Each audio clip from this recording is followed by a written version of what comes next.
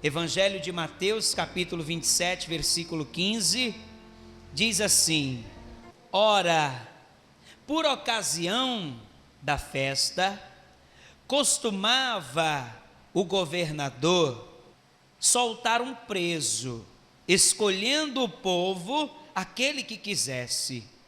E tinham então um preso bem conhecido chamado Barrabás. Portanto, estando eles reunidos, disse-lhes Pilatos: Qual quereis que vos solte? Barrabás ou Jesus, chamado Cristo? Eu vou ler novamente o versículo 17. Portanto, estando eles reunidos, disse-lhes Pilatos: Qual quereis que vos solte? Barrabás ou Jesus, chamado Cristo? Você crê que esta palavra vem de Deus? Pode tomar o teu assento, feche os teus olhos e peça ao Senhor para falar conosco. Eleva os teus pensamentos a Deus agora. Pai querido, Deus amado, a tua palavra foi lida e agora vai ser pregada. E cada pessoa que aqui está veio ouvir não o homem, mas sim a tua voz. Por isso, meu Deus, toma a boca do mensageiro, que no abrir dos meus lábios seja-me dada a palavra com sabedoria, com revelação, com graça, que esta palavra ela vá de encontro ao coração de cada pessoa e venha transformar, venha, meu Deus, trazer sobre cada vida uma mudança, uma transformação. Em nome de Jesus, amém e graças a Deus. Diga amém. Amém. Vamos meditar na palavra de Deus. Jesus Cristo, antes de ser crucificado, ele vai passar por 3 julgamentos. O primeiro julgamento vai ser na calada da noite. Isso não era comum acontecer. Um julgamento acontecia durante o dia, mas Jesus, ele vai passar pelo primeiro julgamento, que é o julgamento religioso. Na quinta-feira à noite, Jesus, ele estava orando no Getsêmani, e ali ele vai ser abordado pelos soldados de Roma, os quais foram levados por Judas Iscariotes. Ali Jesus vai ser preso e vai ser levado até o sumo sacerdote, e ali Jesus vai ser julgado de maneira injusta. O sumo sacerdote vai procurar achar em Jesus uma culpa, mas ele não vai encontrar. Ele vai buscar achar em Jesus uma falha, um erro, mas não vai encontrar, porque Jesus, ele é aquele que viveu neste mundo sem pecado. Nunca se achou em Jesus um engano, uma falha. Ele, Jesus Cristo, ele é o Cordeiro de Deus, que tira o pecado do mundo. E Jesus vai agora passar pelo primeiro julgamento, que é o religioso. E o sumo sacerdote, vendo que Jesus não tinha nenhuma culpa, ele então vai pagar pessoas para darem falso testemunho, e ele então vai forjar uma sentença. Só que ele não poderia condenar Jesus à morte. Ele não poderia condenar Jesus à morte, então ele vai agora enviar Jesus para o segundo julgamento, que é o julgamento civil. Jesus agora vai ser levado até Pilatos, para ser julgado por Pilatos. E Pilatos, ele vai conversar com Jesus, e ele não vai achar em Jesus Cristo nenhuma culpa.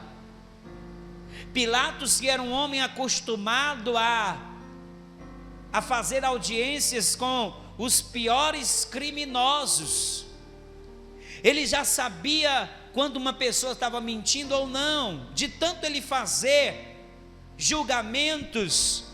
Pilatos, ele vai agora olhar para Jesus e não vai achar em Jesus Cristo culpa nenhuma. Você está compreendendo isso? Sim ou não? Então Pilatos agora, para tentar se livrar daquele problema, ele então vai enviar Jesus para Herodes, e Jesus agora vai passar pelo terceiro julgamento, que é o julgamento político. Jesus vai passar pelo terceiro julgamento, que é o julgamento político, aonde Herodes, ele vai agora julgar Jesus e vai considerar Jesus como um louco. Então agora Jesus é enviado de volta a Pilatos. Jesus é enviado de volta a Pilatos.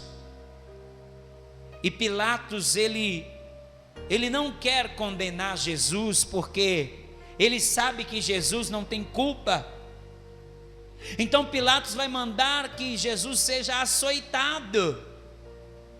E essa sessão de açoites era uma sessão muito cruel, pois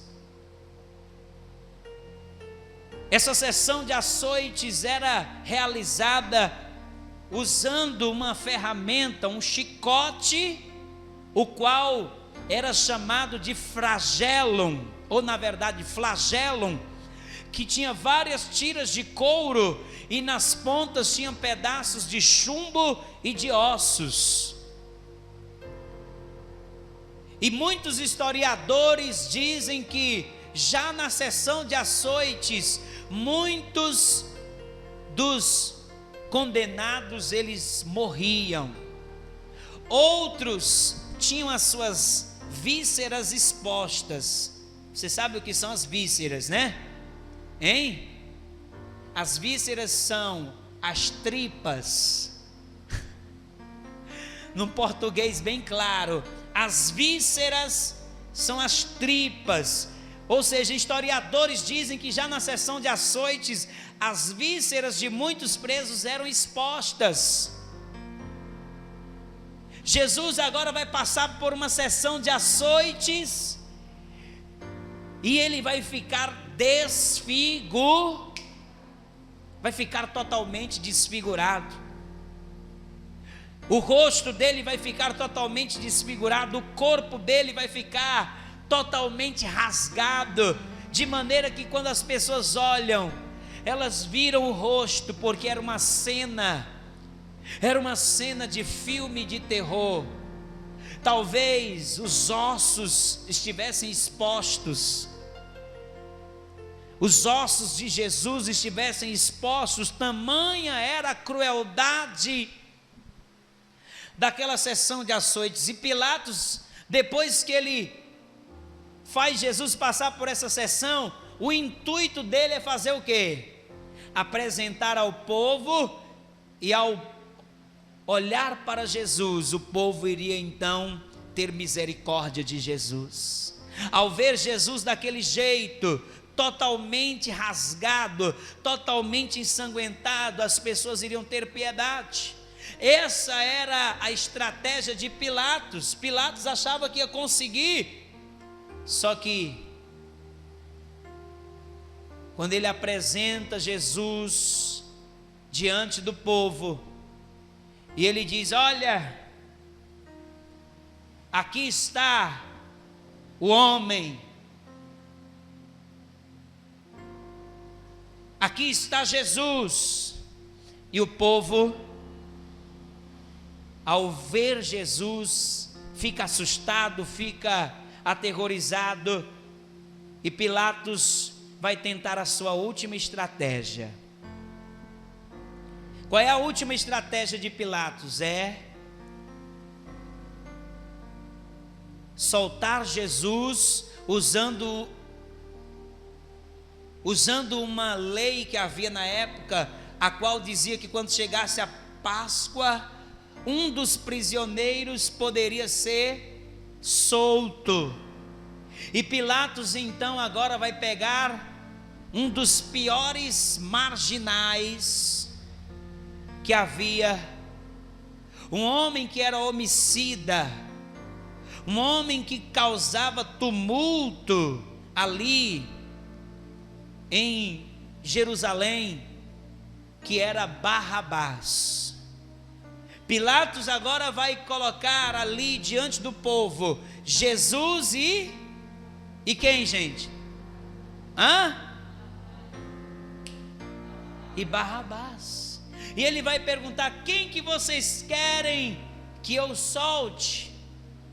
E a palavra diz que os sacerdotes vão persuadir o povo para que o povo diga: solte Barrabás. E agora nós vamos entrar nessa mensagem. Até aqui nós fizemos apenas uma introdução. Eu quero que você entenda que o nome Barrabás, ele tem um significado. O nome Barrabás, ele é a junção de dois nomes, ou na verdade é a junção de duas palavras, Bar e Abba. Barrabás é a junção de duas palavras, Bar e o que mais? Abba. Bar significa filho de, e Abba significa pai. Então Barrabás significa filho do pai. Barrabás, segundo a história, ele não era um homicida, ele não nasceu um homicida. Segundo historiadores, Barrabás, ele era um homem que trabalhava com barcos. E esse Barrabás, ele era uma pessoa que era um empreendedor. Mas de tanto ele ser cobrado a pagar altos tributos a Roma, e ele não vai conseguir pagar todos esses tributos, o que vai acontecer? O barco de Barrabás vai ser confiscado pelo Império Romano. E Barrabás agora, que era uma pessoa responsável, que era uma pessoa, segundo a história, Barrabás ele era um homem um pouco bruto, ignorante, mas era uma pessoa que buscava ser responsável e cumprir com seus deveres. Barrabás agora vai ficar revoltado com essa situação, e ele então agora vai se tornar um homem que vai se juntar com uma gangue de ladrões e salteadores, e não só de ladrões, mas ele vai se juntar com um grupo de pessoas que vai se revoltar contra o Império Romano.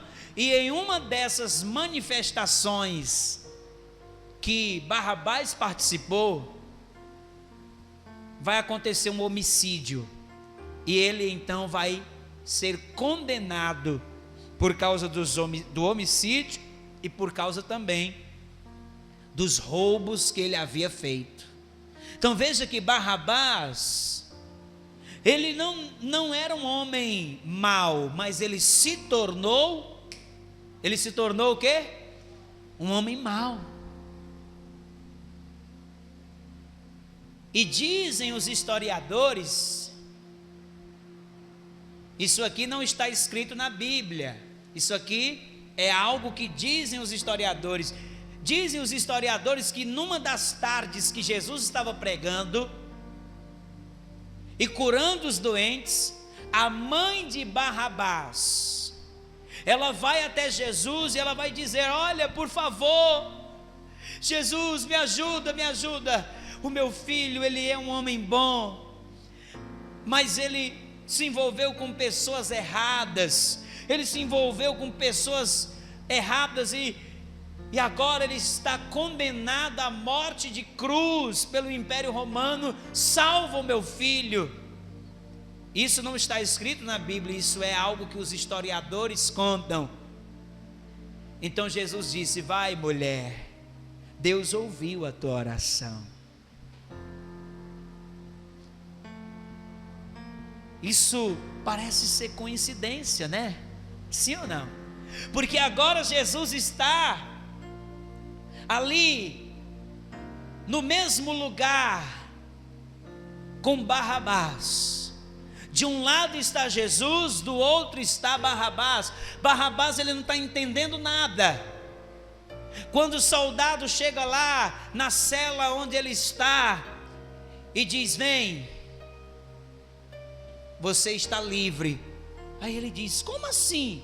Eu não estava condenado à morte de cruz? Então o soldado diz: hoje é o teu dia de sorte, alguém vai morrer no teu lugar. Alguém vai morrer no teu lugar. E Barrabás, ele fica sem entender: como assim? Quer dizer que eu estou livre? Eu estou livre. Barrabás, ele não entende. Mas como assim? Eu mereço a cruz.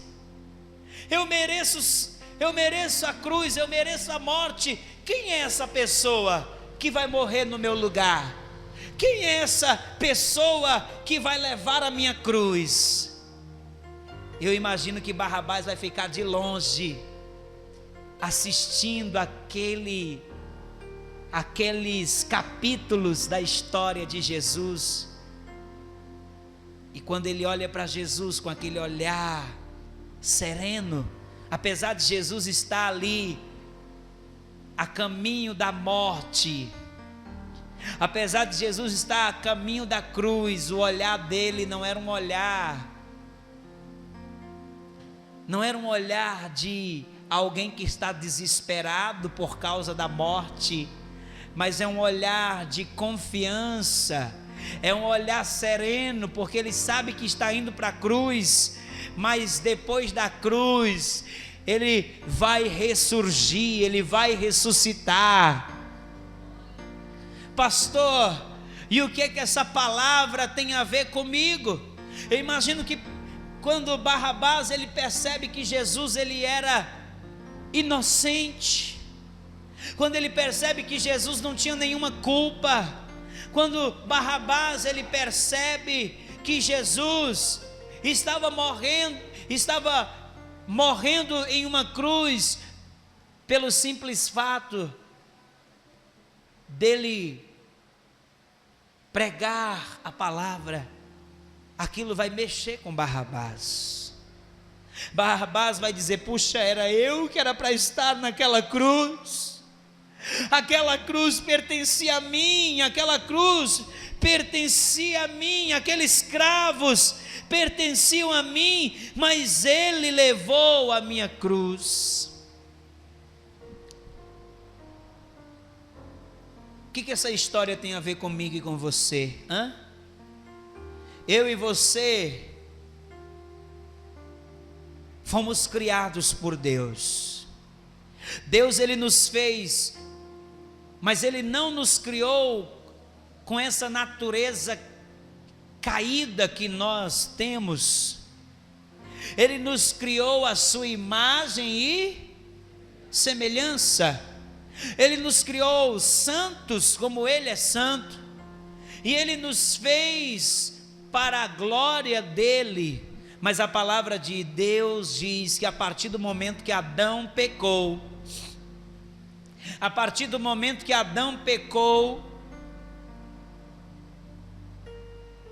o pecado vai causar uma corrupção na natureza do homem. O homem vai ter as suas três naturezas corrompidas. A primeira natureza que vai ser corrompida é o espírito. Aliás, o espírito ele não vai ser corrompido, ele vai morrer. Por que vai morrer? Porque é através do espírito que nós temos comunhão com Deus. Quando Adão peca, a palavra diz que ele vai ser expulso de onde? Do jardim. O pecado, além de corromper o relacionamento de Adão com Deus, vai corromper também o relacionamento de Adão com a sua esposa, porque agora o Adão, ele vai jogar a culpa da desobediência em quem? Em Eva. Olha o que o pecado vai causar: separação do homem da presença de Deus, separação do homem do próximo, e o pecado também vai gerar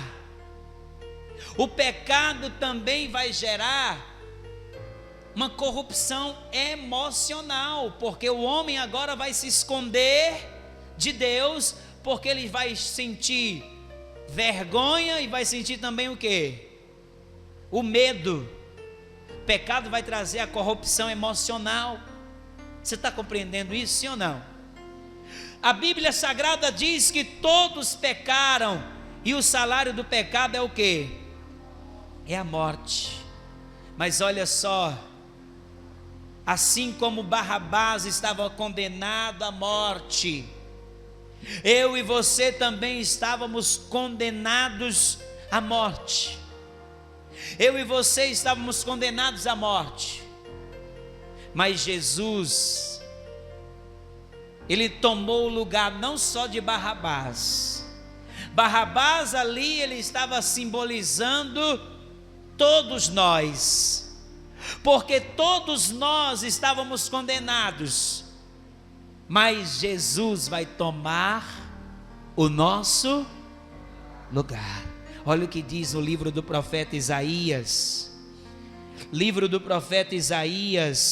capítulo 53, veja o que está escrito aqui no versículo 4,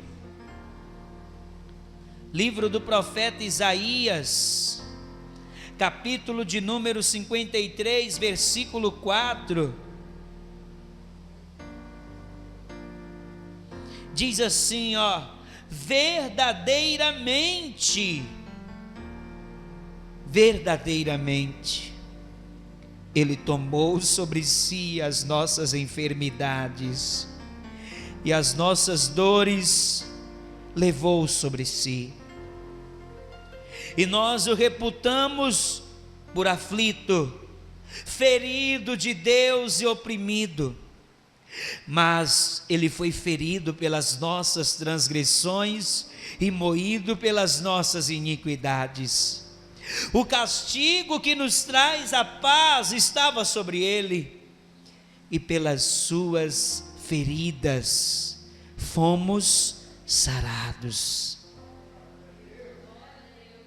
Jesus vai tomar sobre si a nossa culpa, a nossa condenação. Presta atenção, no ano de 2005, a revista Super Interessante publicou uma matéria com o seguinte título: quem matou Jesus? Quem matou Jesus? No decorrer da matéria, os autores traziam 5 teses.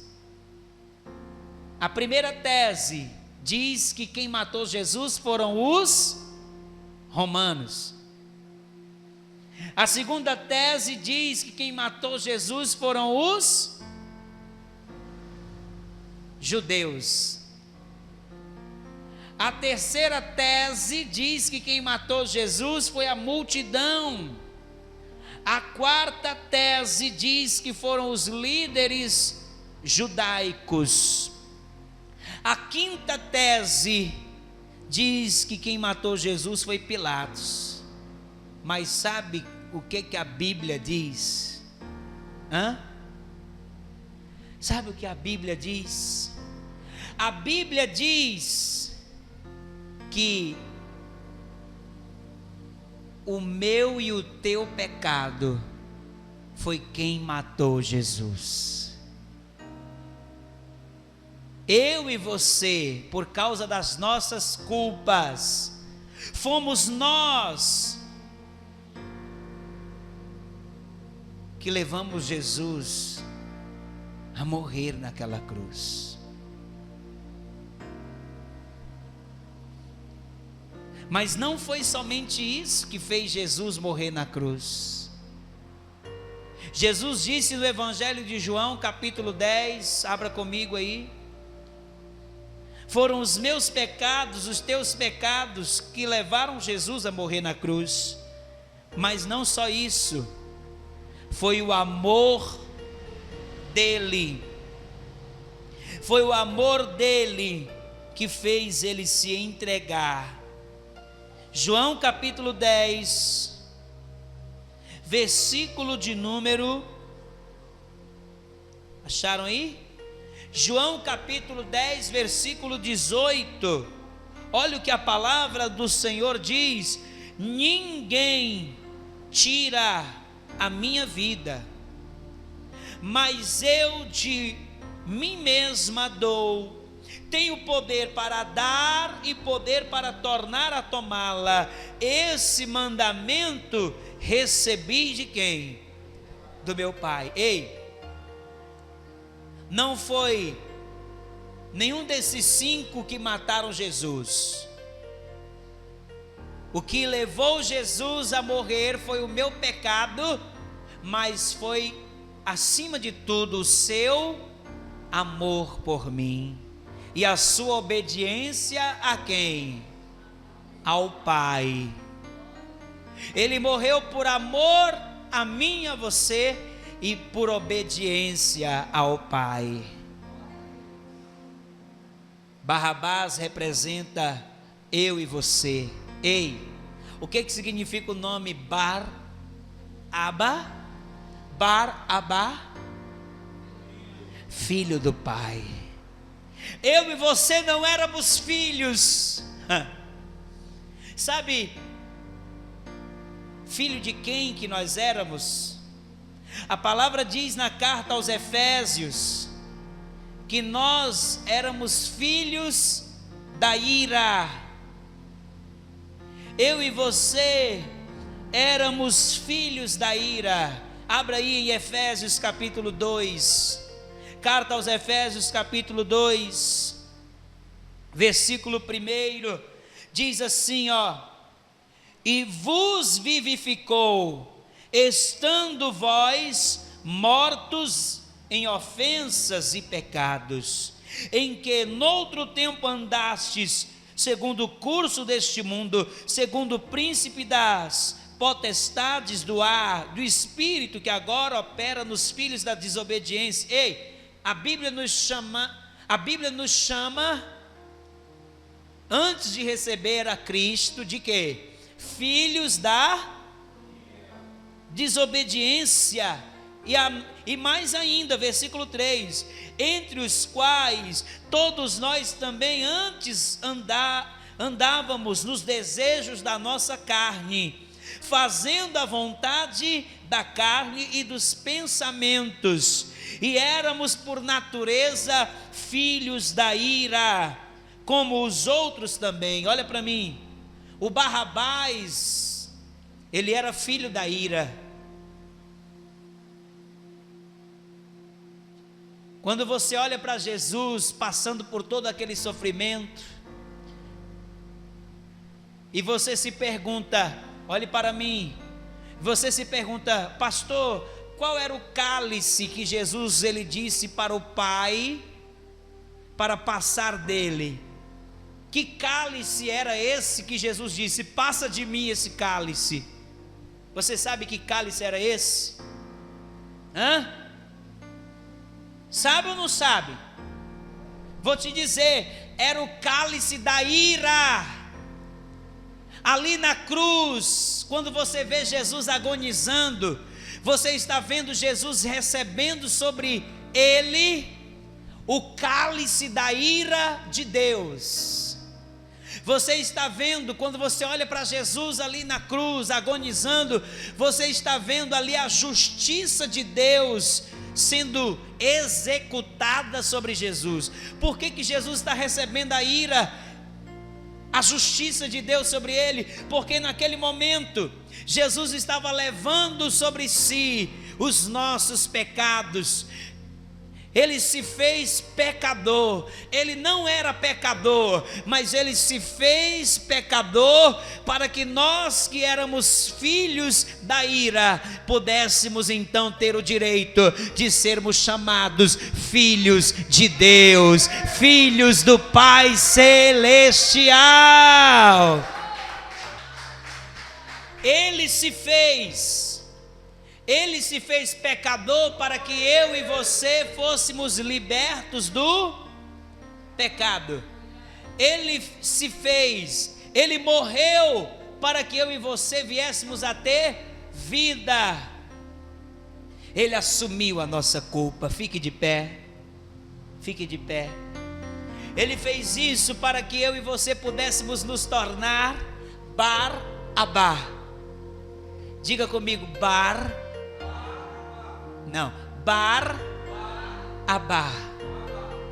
Ele se fez pecador para que eu e você pudéssemos ser chamados de Bar-Abá, que quer dizer filho do Pai. Você quer se tornar filho do Pai? Você quer se tornar filho do Pai? Então você precisa receber Jesus Cristo como único, suficiente, exclusivo e eterno Salvador. Você precisa se arrepender dos teus pecados. Jesus nos libertou, assim como Ele libertou Barrabás. Mas para que nós venhamos viver essa nova vida, precisamos receber Jesus e precisamos ser batizados nas águas depois de adulto. Uma pessoa, ela só se torna filha de Deus quando ela crê em Jesus Cristo, confessa e se batiza nas águas depois de adulta.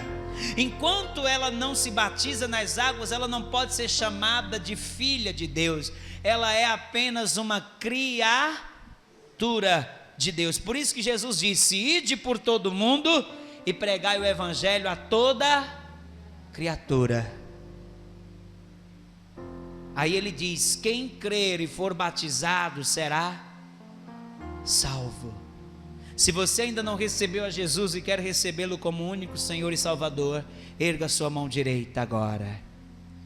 Pastor, eu já recebi Jesus, mas eu ainda não sou batizado nas águas depois de adulto. Eu quero me batizar no próximo batismo. Então levante a sua mão direita. Tem alguém que não é batizado e quer se batizar? Vem aqui à frente, você que levantou a sua mão. Vamos aplaudir o Senhor. Fica aqui desse lado.